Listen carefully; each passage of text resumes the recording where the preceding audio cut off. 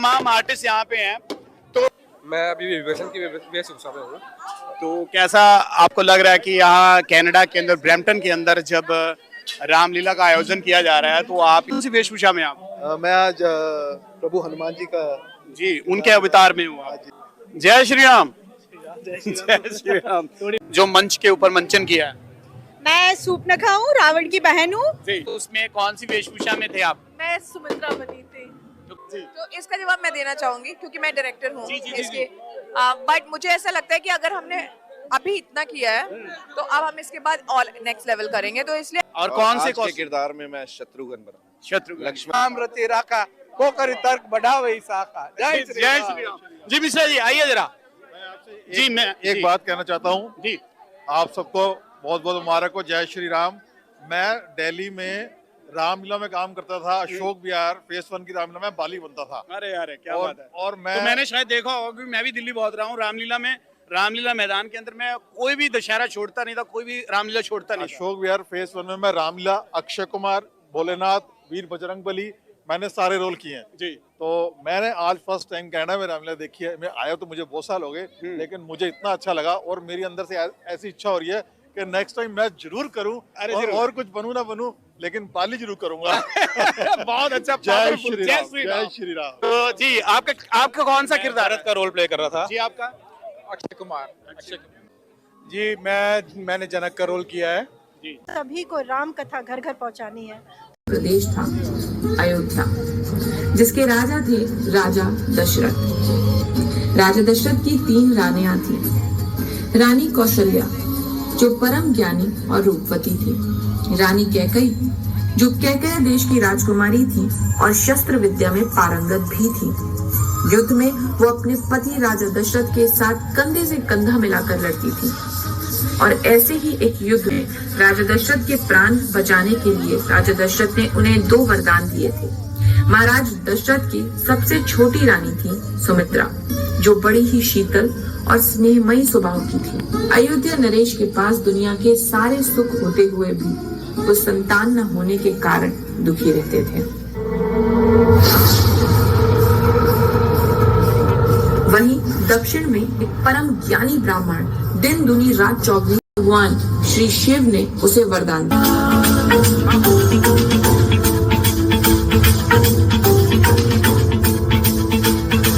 चाल काटता जा रहा था। सही और गलत के बीच की लकीर धुंधली सी होती जा रही थी और उसके पापों का घड़ा भर चुका था।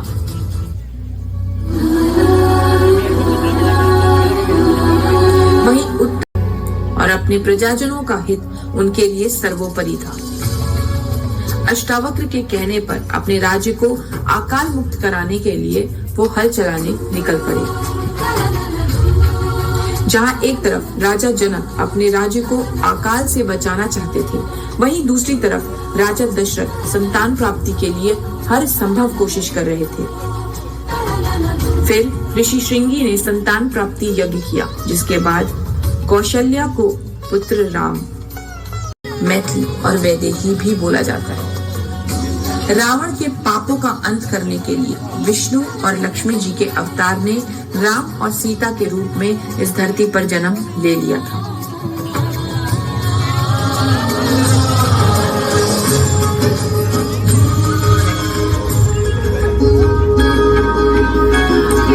अयोध्या में राजा दशरथ अपने चारों पुत्रों की अटखेलियां देखकर भाव विभोर हो रहे थे।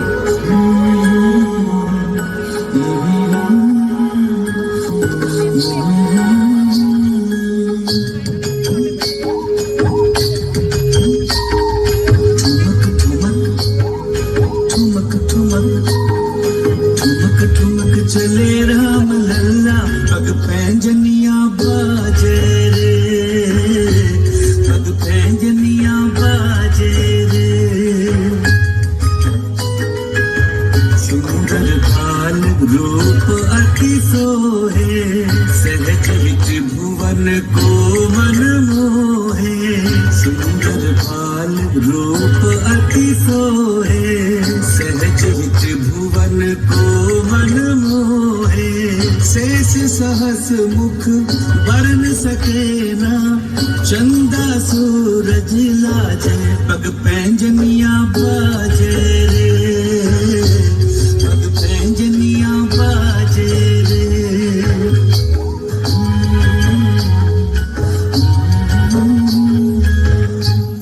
समय बीतता गया और चारों बालक गुरु वशिष्ठ के साथ उनके आश्रम पढ़ने के लिए चले गए।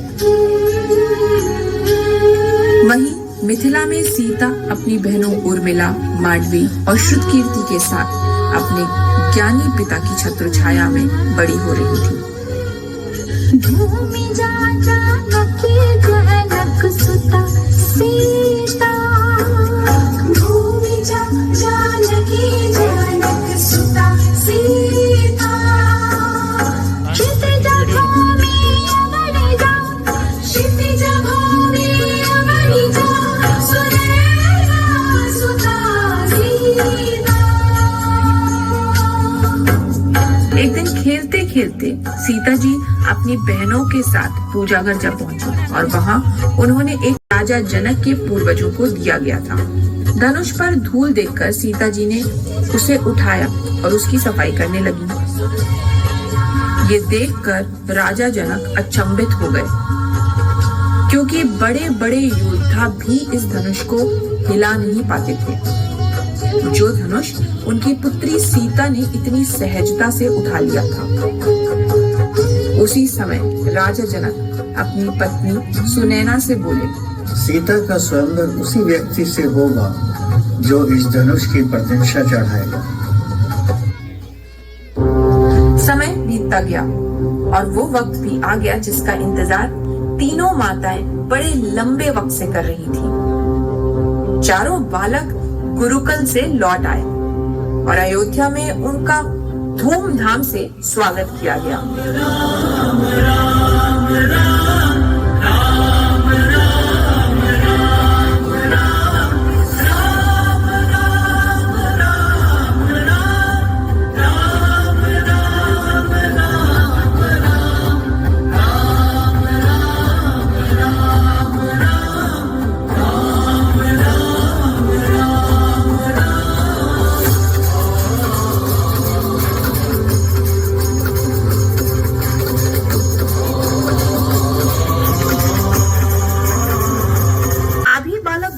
लौटे ही थे कि एक दिन गुरु विश्वामित्र अयोध्या आए। उनको सभा में देखकर महाराज दशरथ बहुत प्रसन्न हुए और अयोध्या में उनका ससम्मान स्वागत किया।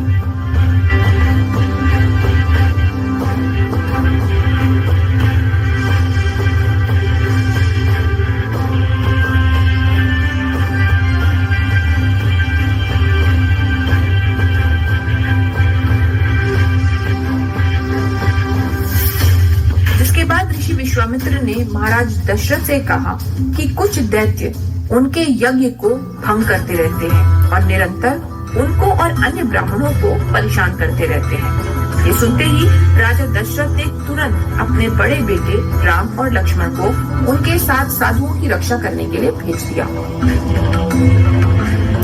पिता की आज्ञा लेकर दोनों पुत्र ऋषि विश्वामित्र के साथ निकल पड़े।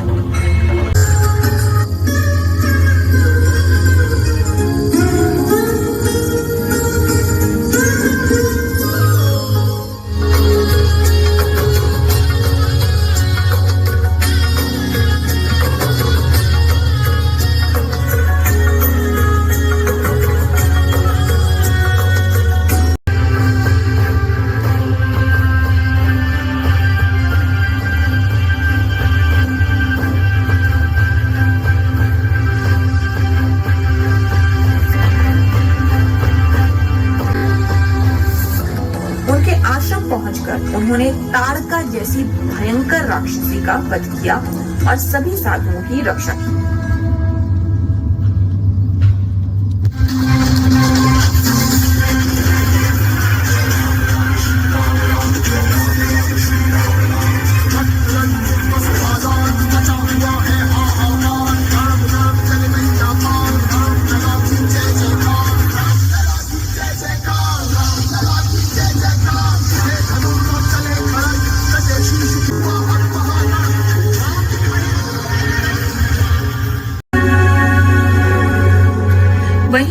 मिथिला में सीता और उनकी बहनें विवाह योग्य हो गई थीं और मिथिला नरेश राजा जनक अपनी प्रिय पुत्री सीता के स्वयंवर की तैयारी जोर शोर से कर रहे थे। इस भव्य स्वयंवर का आमंत्रण दूर दूर के राजाओं और सुकुमारों को भेजा गया, जिसमें लंकापति रावण भी सम्मिलित थे।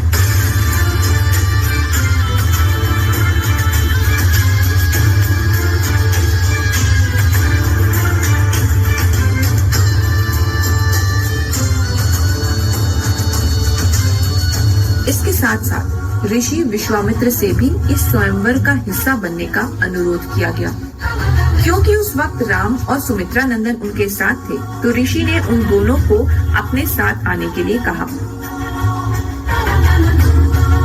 रास्ते में उन्हें गौतम ऋषि का आश्रम दिखाई दिया। श्री राम के पूछने पर गुरु विश्वामित्र ने बताया कि कैसे एक श्राप के कारण माता अहिल्या पत्थर की बन गई थी।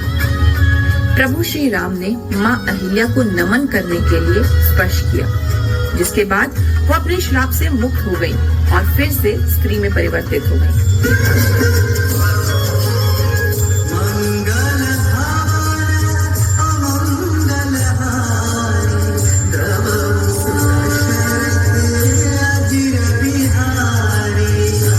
वाटिका में उनका इंतजार करने को कहा, जब तक वो राजा जनक से भेंट करके आते हैं।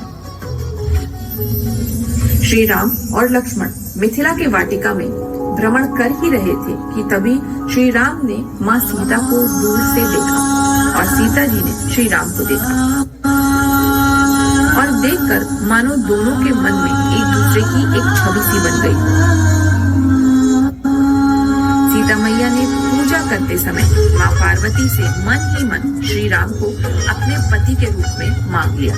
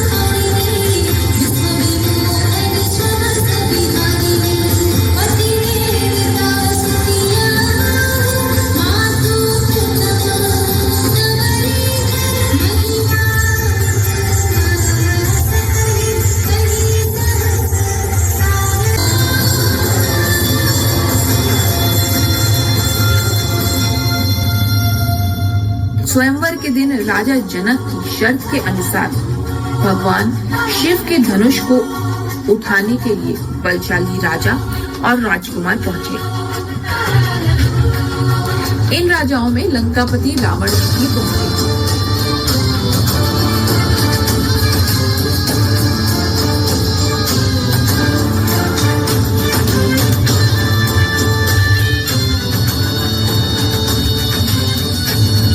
पर सीता जी की नजरें तो सिर्फ श्री राम को ही ढूंढ रही थी।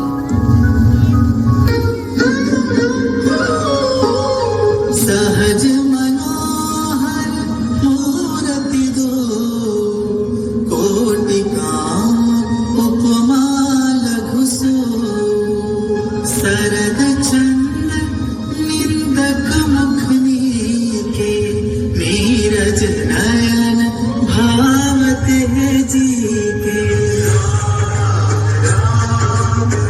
सिय शोभा नहीं जाय बखाने, जगदम्बिका रूप गुण खाने।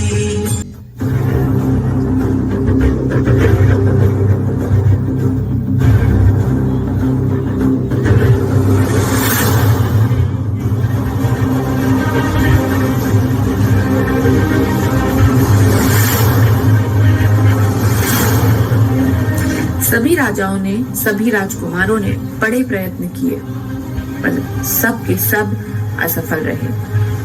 चिंतित राजा जनक बोले, क्या इस सभा में एक भी ऐसा क्षत्रिय नहीं है जो मेरी पुत्री से विवाह के योग्य हो? मैं इस धनुष पे प्रत्यंचा चढ़ाऊंगा अगर मेरे ज्येष्ठ भ्राता श्री राम मुझे इसकी अनुमति दे।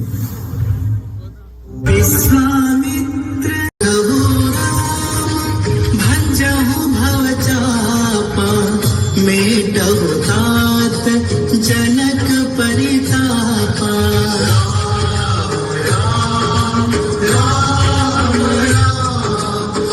पुर अनुभवति न कहि सकसो कवन प्रकार कहे कवि को।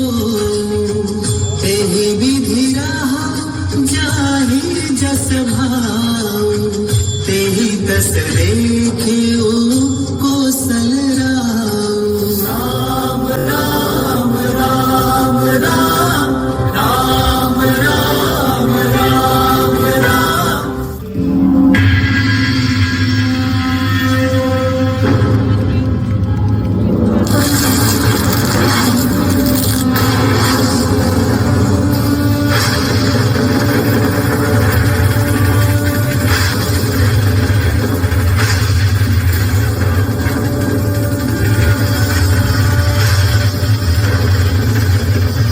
जिसने मेरे आराध्य का धनुष तोड़ा है। प्रभु, आप एक बहुत शुभ अवसर पर पधारे हैं। ऐसे अवसर पर इतना क्रोध उचित नहीं, और एक धनुष के टूटने पर इतना क्रोध। ऐसे धनुष तो हमने कई बचपन में खेल में ही तोड़ दिए। उद्दंड बालक, तू जानता नहीं मैं कौन? मुझे भली भांति ज्ञात है कि आप कौन हैं। आप क्षत्रिय कुलनाशक, बाल ब्रह्मचारी, अत्यंत क्रोधी प्रभु परशुराम हैं। ये बालक इतना अशिष्ट क्यों है? भार्गव, परशुराम को मेरा नमन। राजर्षि जनक, आप उत्तर दीजिए, ये धनुष किसने तोड़ा है? वरना जहां तक आपका राज्य है वहां तक की धरती उड़ाड़ दूंगा, उड़ाड़ दूंगा, उड़ाड़ दूंगा, उड़ाड़ दूंगा, उड़ाड़। मुनिवर, ये अपराध मुझसे हुआ है, मुझे क्षमा कर दें। पद्मनाभं सुरेशं विश्वाधारं गगनसदृशं मेघवर्णं शुभांगं लक्ष्मीकान्तं कमलनयनं योगिनिशून्यगम्यं वन्दे विष्णुं भवभयहरं सर्वलोकैकनाथं।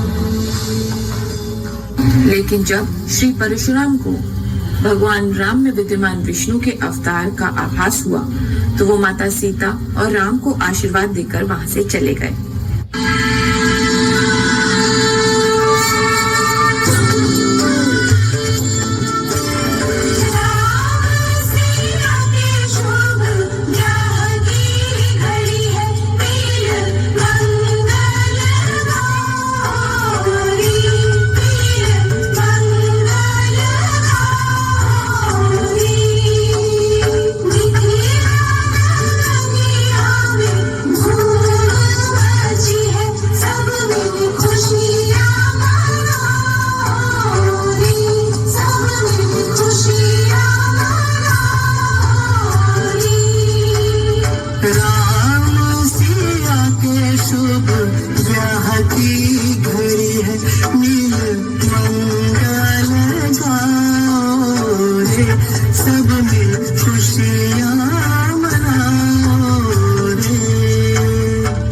और इस प्रकार प्रभु श्री राम और सीता जी का स्वयंवर हो गया, जिसके बाद लक्ष्मण और उर्मिला,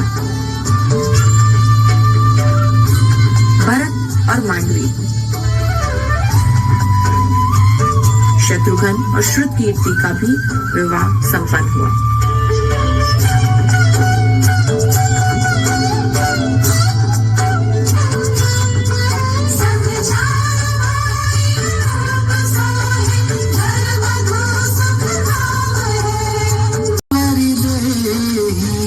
नयन लाभ सब सादर ले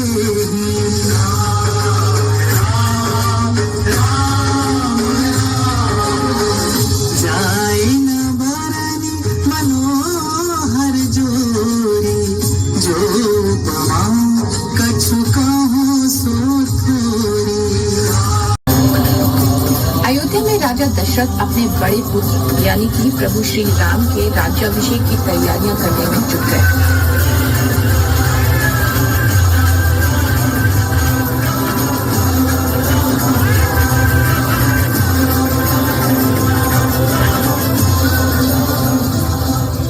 दूसरी रानी कैकई की दासी मंथरा बड़ी ही कुटिल बुद्धि की थी और वो चाहती थी कि अयोध्या का अगला राजा तो सिर्फ कैकई का बेटा भरत बने। रानी कैकई, तुमने सुना? महाराज राम का राज्याभिषेक करने वाले हैं। ये तो बड़ी प्रसन्नता की खबर है। ये लो, रख लो।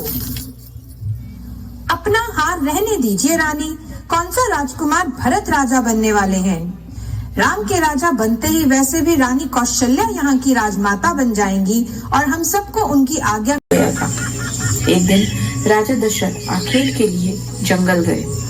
उसी जंगल में श्रवण कुमार नाम का एक मातृ पितृ भक्त युवक अपने नेत्रहीन माता और पिता को अपने कंधों पर बैठाकर तीर्थ यात्रा के लिए निकला था। अचानक से उस युवक के पिताजी बोले, बेटा प्यास लगी है, पानी पिला दो। उसी समय शिकार पर निकले राजा दशरथ ने नदी के पास हलचल देखी तो उन्हें लगा कोई हिरन है और उन्होंने निशाना साधा और तीर चला दिया।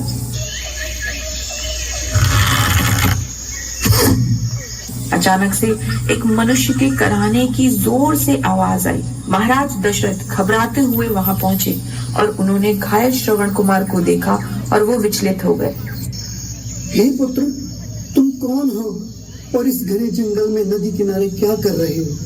की कोई आवश्यकता ही नहीं थी। आप कहती तो मैं यूं ही वनवास के लिए चला जाता।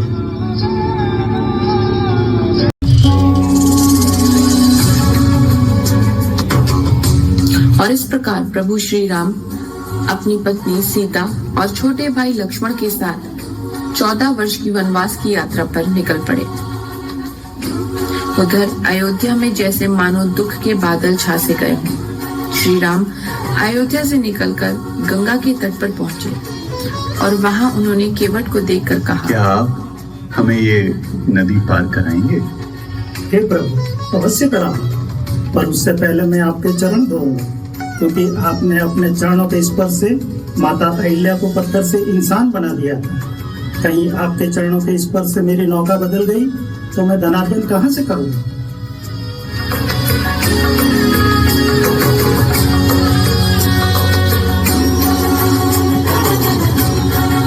जब श्री राम नदी के पार पहुंचे तो उन्होंने केवट को मुद्रिका देने की कोशिश की। हे प्रभु, आपके दर्शन मात्र से ही मैं धन्य हो गया। मैं ये मुद्रिका नहीं लूंगा।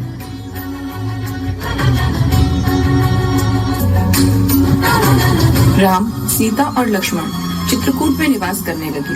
कहीं अयोध्या में पुत्र से दूरी पिता से सही नहीं गई और उनका देहांत हो गया। श्री राम से मिले।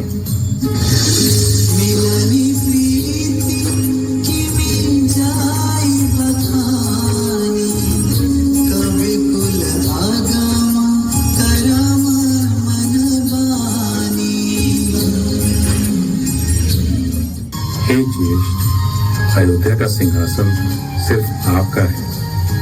आप घर चलिए।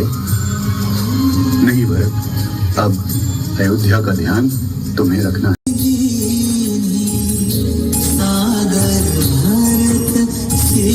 पहुंचे और एक छोटी सी कुटिया में रहने लगे।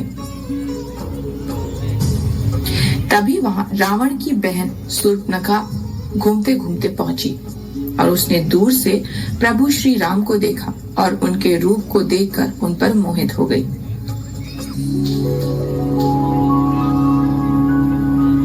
ये निर्भीक पुरुष कौन है? ये तो मेरे भैया के नाम से भी नहीं डरता। मैं तो इसी से विवाह करूंगी। हे राजन, मैं आपसे विवाह करना चाहती हूँ। मुझे क्षमा करें देवी, मैं एक विवाहित पुरुष हूँ और वो मेरी पत्नी है। अगर आप चाहें तो मेरे छोटे भाई से पूछ सकती हैं। वीर तो आप भी प्रतीत होते हैं। आपके भैया तो विवाहित हैं, तो क्या आप मुझसे विवाह करेंगे? मैं अपने भैया और भाभी का दास हूँ। जो मुझसे विवाह करेगी उसे मेरे भैया और भाभी की सेविका बन के रहना होगा।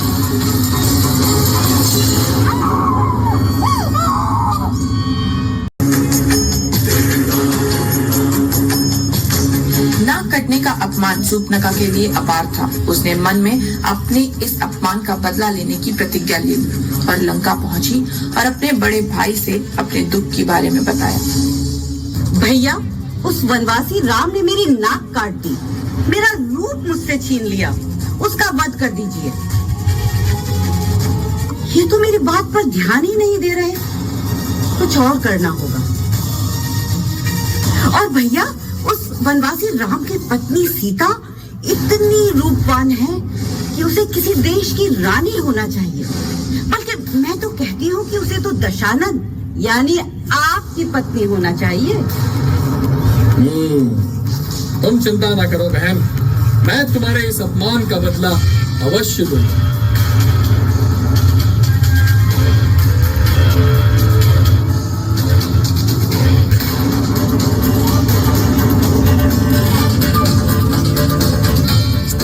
देवी सीता के रूप का वर्णन सुनकर रावण खुद को रोक नहीं पाया और अपनी कुटिल बुद्धि का इस्तेमाल करते हुए उसने सीता का हरण करने का मन बना लिया। अपने इस दुष्ट कार्य में उसने मारीच को भागीदार बनाया। मारीच को रूप परिवर्तन का वरदान मिला हुआ था। हालांकि मारीच ये करना नहीं चाहता था, परंतु उसे पता था कि वो मना करेगा तो रावण उसका वध कर देगा और अगर हाँ करेगा तो प्रभु श्री राम उसका वध करेंगे, जिसके बाद वो स्वर्ग जाएगा। इसलिए उसने मारीच को एक स्वर्ण का वेश धरकर माता सीता के पास भेजा।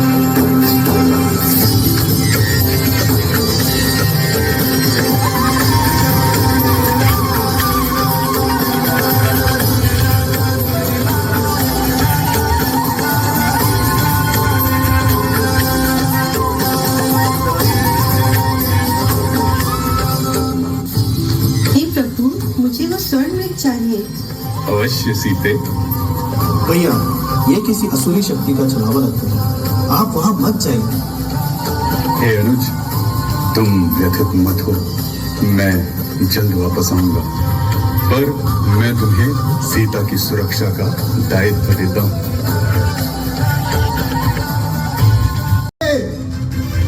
हे लक्ष्मण, लगता है तुम्हारे भैया को कुछ हुआ है, उनके पीछे जाओ।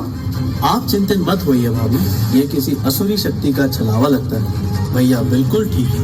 लक्ष्मण, ये मेरी आज्ञा है, अपने भैया की रक्षा करो। लेकिन भाभी, तुम मेरी आज्ञा नहीं मानोगे। ठीक है भाभी, परंतु आप इस लक्ष्मण रेखा को पार नहीं करेंगे। कोई भी असुरी शक्ति इसको भेद नहीं सकती। जैसे रावण का बिछाया हुआ जाल काम कर गया और वो तुरंत साधु का रूप धरकर माता सीता के पास आया और बोला, भिक्षाम देहि, भिक्षाम देहि। प्रणाम ऋषिवर। कल्याण हो देवी, इस भूखे ब्राह्मण को कुछ भोजन मिलेगा? अवश्य ऋषिवर।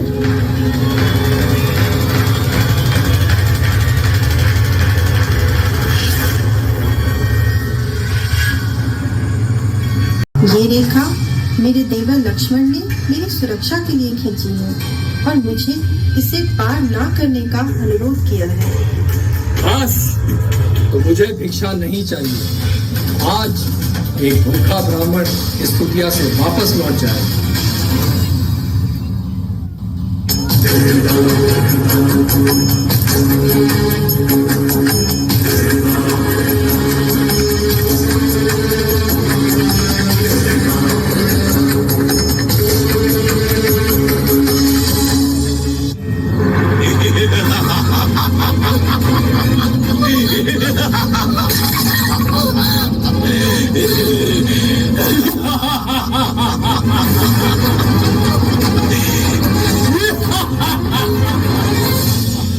हे दशरथ नंदन, मुझे बचाइए।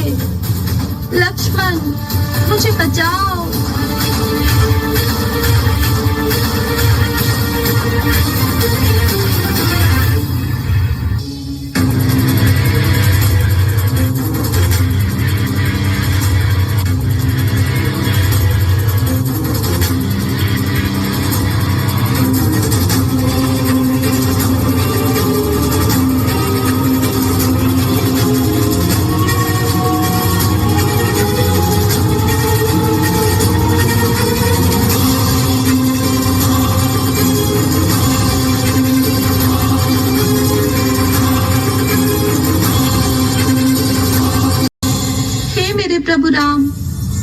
बचाओ।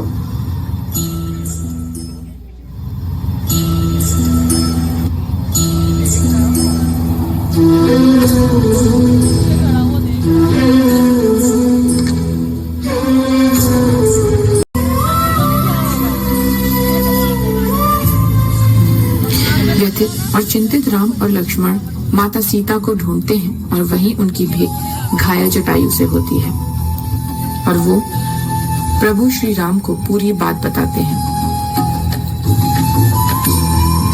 भगवान श्री राम और लक्ष्मण सीता माता को ढूंढते ढूंढते मतंग ऋषि के आश्रम पहुंच गए, जहां उन्हें शबरी नाम की एक वृद्ध महिला मिली। शबरी को उसके गुरु ऋषि मतंग ने वर्षों पहले बताया था कि एक दिन विष्णु के अवतार श्री राम उनसे मिलने आएंगे और इसीलिए वो हर सुबह उठकर अपनी कुटिया सजाया करती थी। जब प्रभु श्री राम से उनकी भेंट हुई, मानो वो अपनी खुशी को रोक ही नहीं पाई। सबरी देखी राम गृहाए, मुनि के बचन समुझी जिया भाए। सरसी जलोचन बाहु विशाला, जटा आगे भई ठाढ़ी, प्रभु ही बिलोकी प्रीति अति बाढ़ी। शबरी की कुटिया से निकलकर प्रभु राम और लक्ष्मण शबरी और जटायु की बताई दिशा में बढ़ लिए। भटकते भटकते वो ऋषिमुख पर्वत जा पहुँचे। उन दोनों को अपनी ओर आता देखकर ऋषिमुख पर्वत पर बैठे सुग्रीव को लगा कि वो उसके बड़े भाई बाली द्वारा भेजे गए योद्धा हैं, जो सुग्रीव का वध करने आए हैं। वेशभूषा से वो साधु लग रहे थे, पर शरीर ढील डौल और धनुष से वो योद्धा। आखिरकार सुग्रीव ने अपने मंत्री और परम मित्र महावीर पवनसुत हनुमान को ब्राह्मण का वेश धरकर सच का पता लगाने को कहा। आप दोनों ऋषिकुमार कौन हैं और इस प्रकार जंगल में क्यों भटक रहे हैं? हम यहाँ माता शबरी के कहने पर वानरराज सुग्रीव से मिलने आए हैं। माता शबरी? अच्छा, तो आप कौन हैं और सुग्रीव से क्यों मिलना चाहते हैं? ये अयोध्या के युवराज राम हैं और मैं इनका अनुज लक्ष्मण हूँ। हम यहाँ इनकी पत्नी और मेरी भाभी माता सीता का पता लगाने आए हैं। प्रभु, अब सच में श्री राम है? प्रभु, मैं धन्य हो गया प्रभु। जय श्री राम।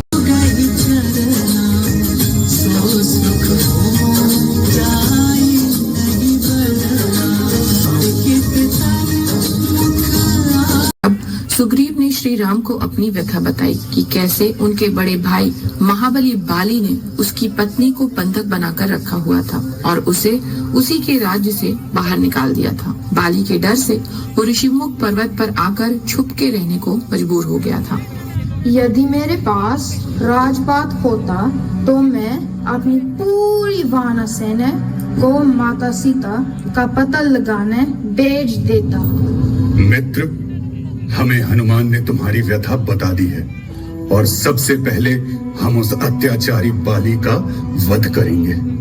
सुग्रीव और जामवंत श्री राम को महाबली बाली को मिले वरदान के बारे में बताते हैं, जिसके अनुसार जो भी बाली से युद्ध करेगा उसकी आधी शक्ति बाली की हो जाएगी। इसलिए सीधा युद्ध करके बाली को नहीं हराया जा सकता। तब प्रभु श्री राम ने बाली को मारने के लिए एक योजना बनाई। श्री राम के बताए अनुसार सुग्रीव अपने भाई बाली को युद्ध के लिए ललकारता।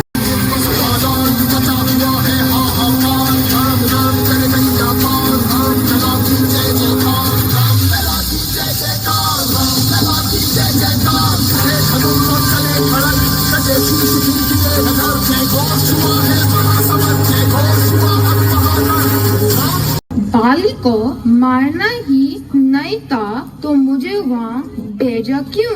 हे मित्र, तुम और तुम्हारा भाई इतने समान दिखते हो कि अपने बाण से कहीं भूलवश मैं तुम्हें न भेज दूं, इस भय से मैंने बाण ही नहीं चलाया। फिर प्रभु श्री राम सुग्रीव को एक बार दोबारा भेजते हैं, लेकिन इस बार संकेत के लिए एक माला पहनाकर भेजते हैं।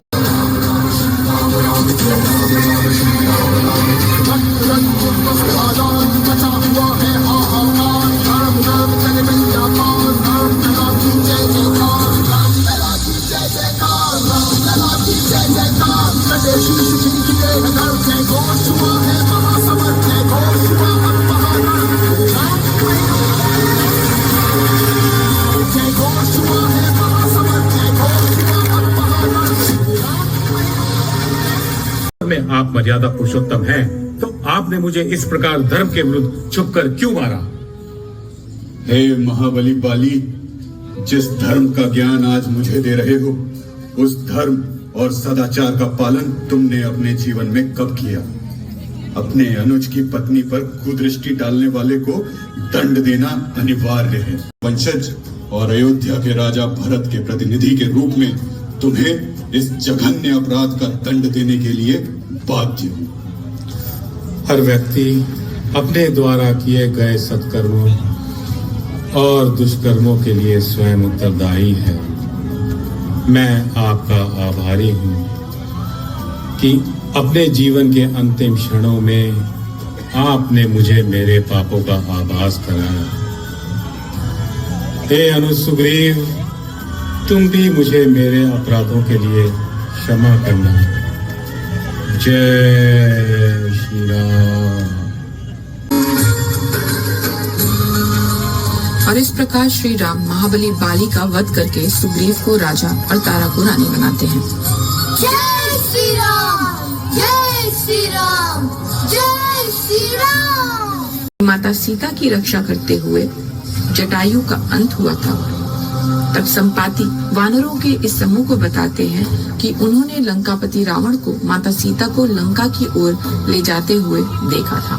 सीता माता का पता लगने के बाद सभी इस निर्णय पर पहुंचते हैं किसी न किसी को लंका जाकर इस बारे में पता लगाना होगा कि माता सीता क्या सच में लंका में है, और अगर है तो वो लंका के किस कोने में है। माता सीता तक संदेश पहुंचाने के बीच अब सिर्फ समुद्र को पार करने की दूरी थी, पर इतनी लंबी दूरी एक छलांग में कौन पार कर सकता था। काफी सोच विचार के बाद जामवंत की याद दिलाते हैं। चुप साध्य रहे बलवाना, पवन तनय बल पवन समाना, बुद्धि विवेक विज्ञान निधाना।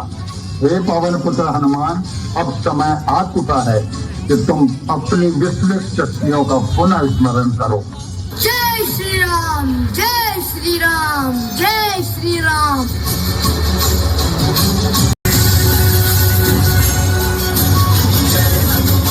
समुद्र पार करके हनुमान जी लंका पहुंचते हैं और लंका के द्वार पर एक राक्षसी उनका रास्ता रोकती है। हे वानर, तुम कौन हो और इस प्रकार रात्रि में इधर उधर क्यों घूम रहे का? तब समझ जाना कि रावण का अंत आ गया है।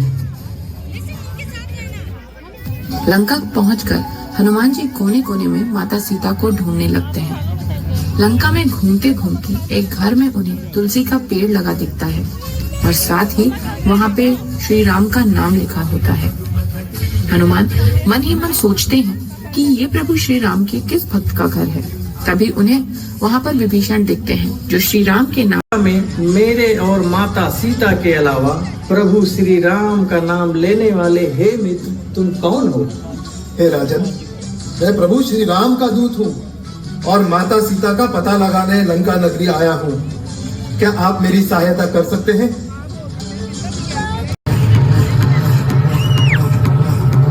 सीता, मैं तुम्हें कितने समय से समझा रहा हूँ कि उस राम को भूल जाओ और मुझसे विवाह कर लो। दुराचारी, अभी भी समय है।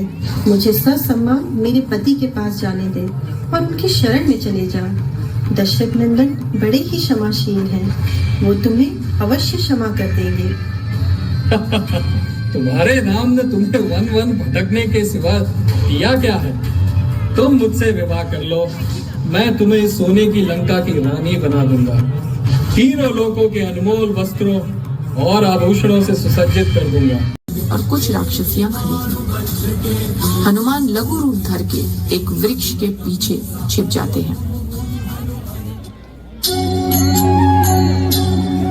सीता पुत्री, तुम कुछ खा लो। दिन रात ये क्या सोचती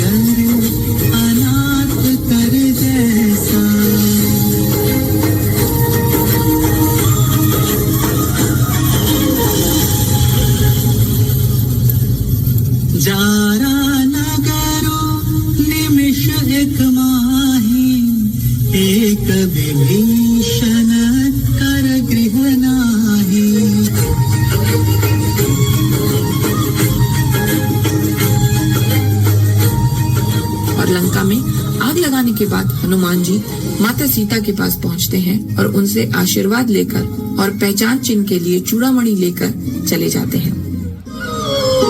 जय श्री राम, जय श्री राम।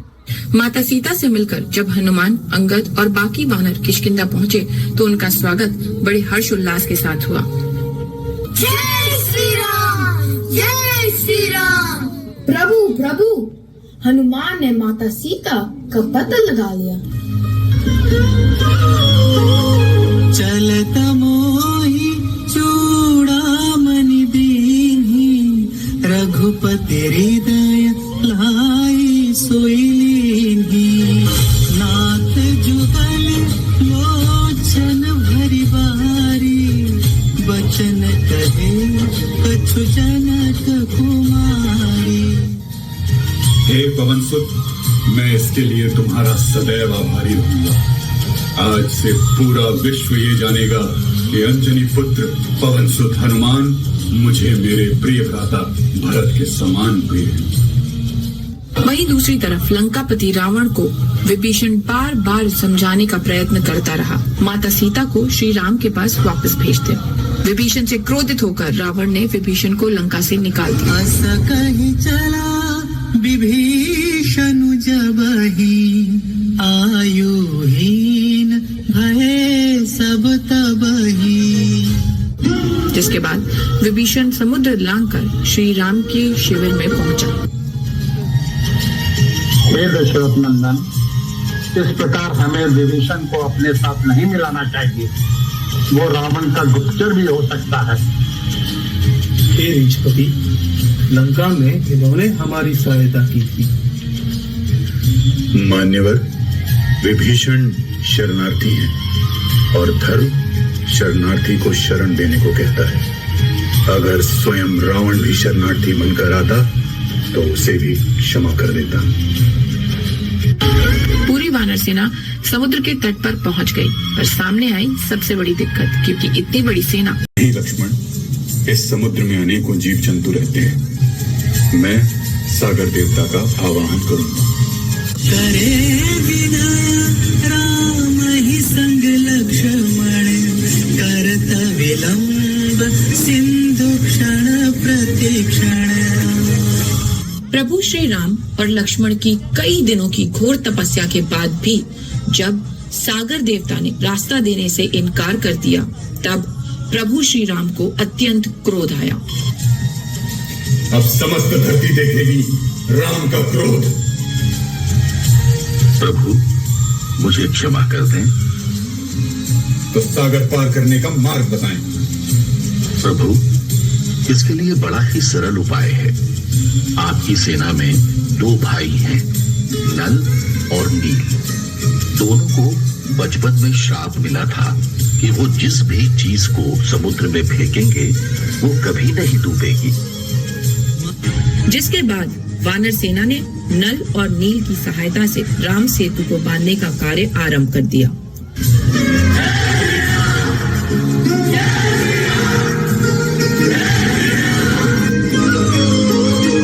बहुरी राम छवि धाम बिलोकी, रहे उठ टुकी एक टक पल रोकी। देखी कृपा निधि के मन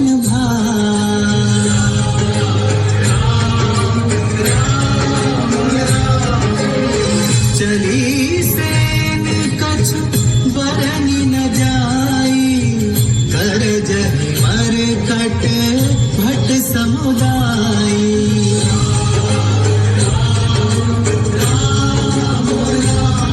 के साथ विचार विमर्श करने के उपरांत ये निर्णय लिया कि बाली पुत्र अंगद रावण के पास संधि का आखिरी प्रस्ताव लेकर जाएंगे।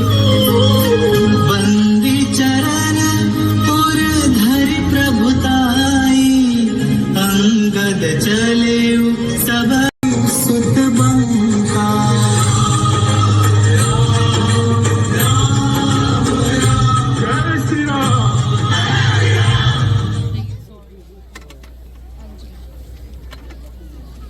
यहाँ प्रभु राम का संदीप प्रस्ताव लेकर आया हूँ।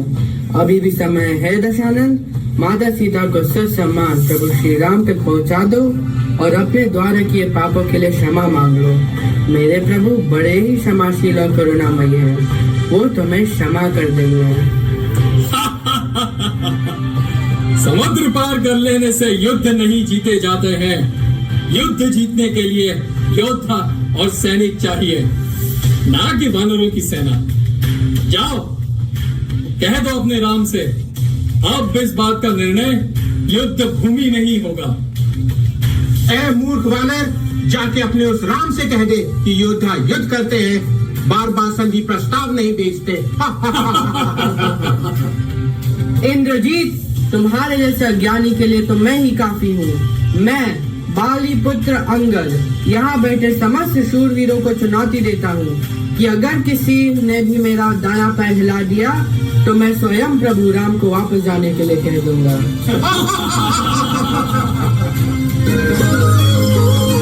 जो मम शरण सकसि सठटारी, गिरहि राम सीता मैं हारी। सुनहु सुभट सब कह दस सीसा, बद गई धरनी पछारहु कीसा।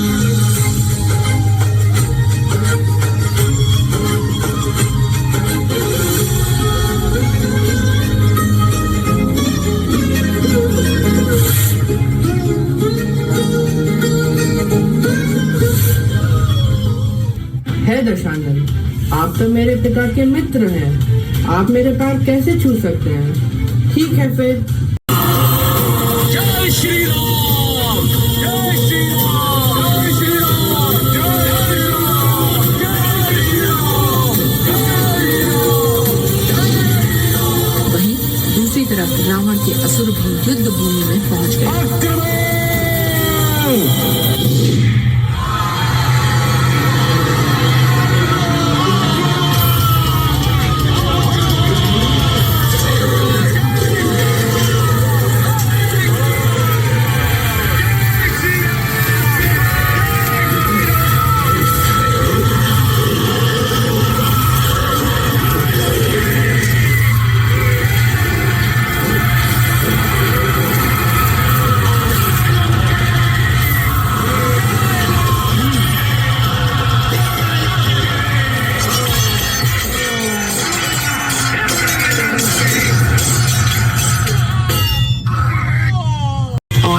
सुमित्रा नंदन लक्ष्मण के बीच हुआ।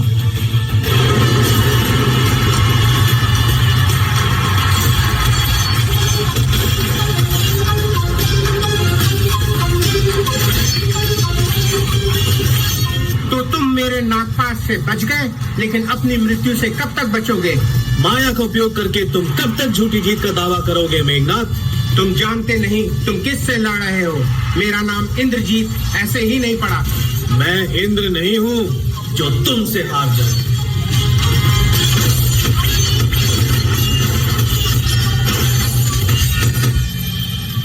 मेघनाथ लक्ष्मण को उठाकर ले जाने की बड़ी कोशिश करता है। परिस्थितियाँ बहुत गंभीर है, समय बहुत ही सीमित है। अब हिमालय पर्वत पर पाई जाने वाली संजीवनी बूटी ही कदाचित लक्ष्मण के प्राण बचा सकती है। राजवैद्य सुषेणा की बात सुनकर हनुमान द्रोणागिरी पर्वत की तरफ चल देते हैं। चले पवन सुत शीश नवाए, राम सभा में आशा छाए। लेकिन जब वो वहाँ पहुँचते हैं तो उन्हें समझ ही नहीं आता कि संजीवनी बूटी का पौधा कौन सा है। देखी हिमालय शोभा माया, हनुमान के समझ न आया। करे वनस्पतियाँ अगुवानी, लखी न पावे कपि संजीवनी। समय न व्यर्थ करते हुए पवनसुत हनुमान विशाल रूप धरकर पूरा का पूरा पर्वत ही उठाकर लंका की तरफ चल देते।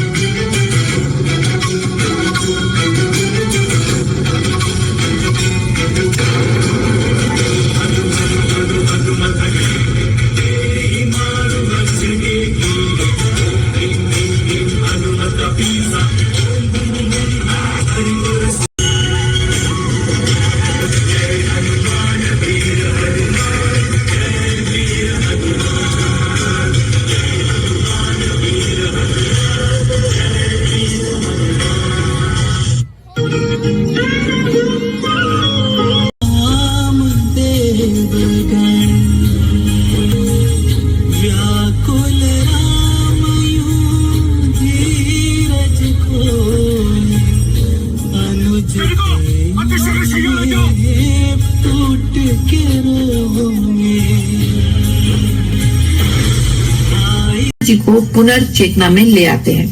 तुरंत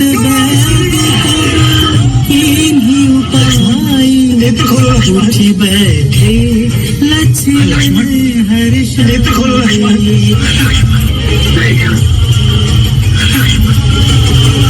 हृदय लाए प्रभु। एक बार फिर से मैदान में मेघनाथ और लक्ष्मण जी आमने सामने आते हैं, लेकिन इस बार लक्ष्मण जी को देखकर मेघनाथ बड़ी जोर से चिल्लाता है।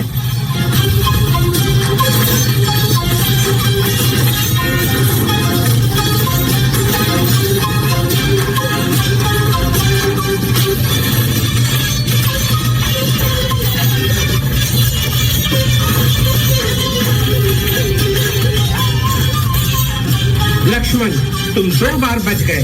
आज इस युद्ध क्षेत्र से या तो मैं जीवित जाऊंगा या तुम। आज मेरे शब्द नहीं, मेरे शस्त्र बोलेंगे।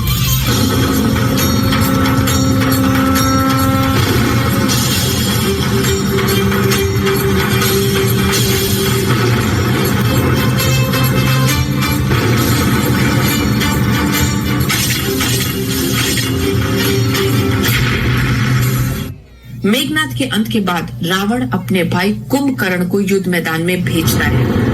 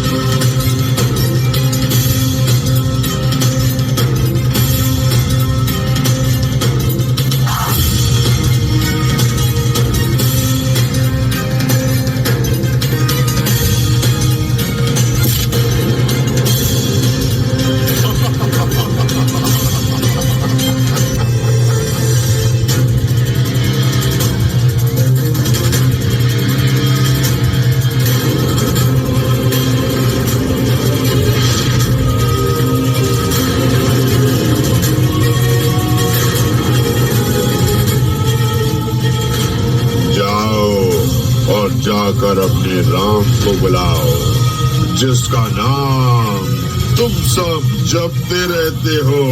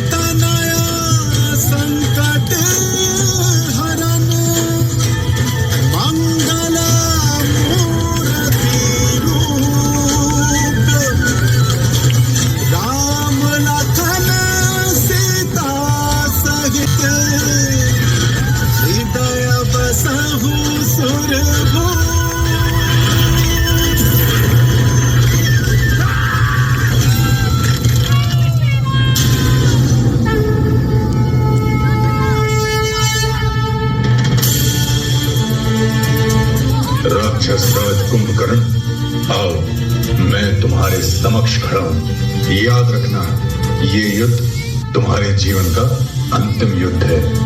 मैं आज तुम्हारा विनाश कर दूंगा। राम, मैं मारीच या बाली नहीं जिन्हें तुमने यूं ही मार दिया था। ये कुंभकर्ण है जो तुमसे लड़ने आया है।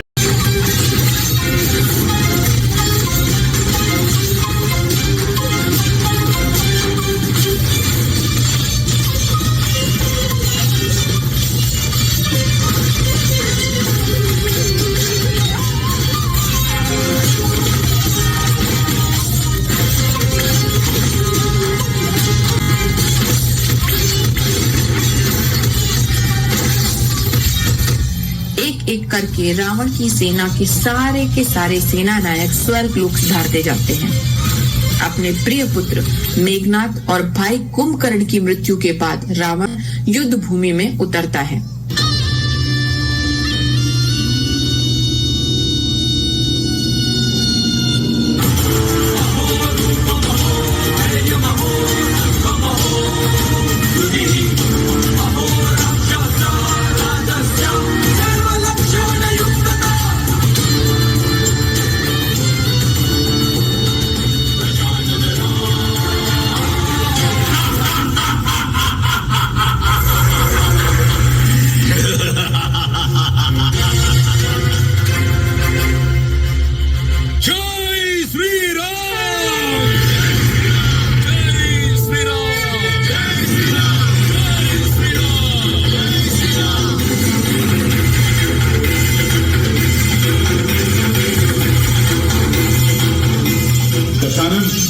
अभी भी समय है, युद्ध से पीछे हट जाओ।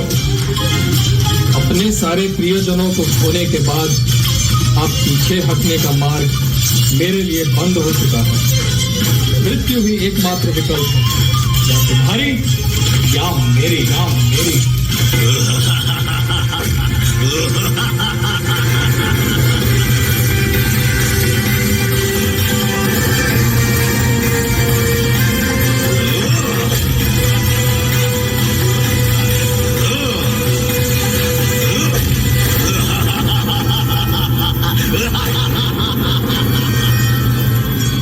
मेरे किसी भी शस्त्र का प्रभाव रावण पर क्यों नहीं हो रहा है? प्रभु, मेरे ज्येष्ठ की नाभि में अमृत विद्यमान है। यदि रावण का अंत करना है तो बाण सीधे उसकी नाभि से चलाए।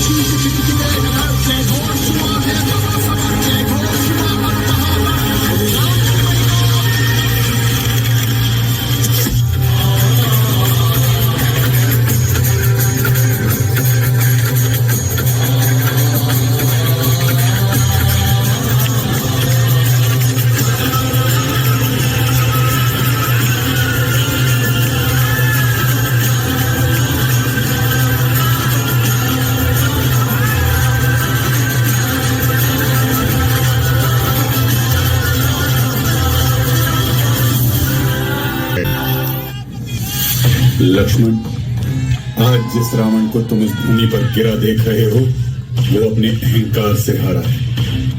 हर मनुष्य की क्षति का कारण वो खुद होता है, पर इसका मतलब ये नहीं कि हम सिर्फ उसके अहंकार की निंदा करें।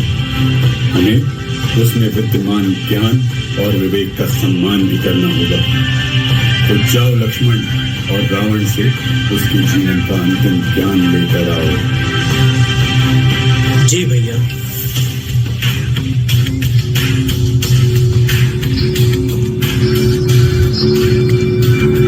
हे सुमित्रा नंदन, अपने भैया से कहना मुझे क्षमा कर दे, और जाते जाते मैं तुमसे इतना ही कहूंगा, कोई भी काम करने से पहले 100 बात सोचो। क्रोध और अहंकार मनुष्य की मति भ्रष्ट कर देते हैं। क्रोध में लिया हुआ कोई भी निर्णय उचित नहीं होता। आयुष्मान भव।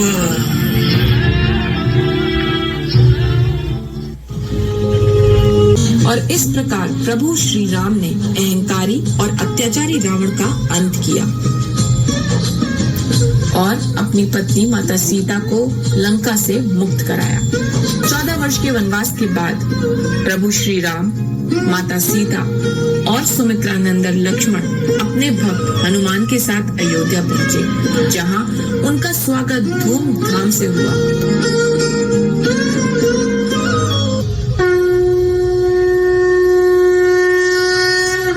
जय श्री राम।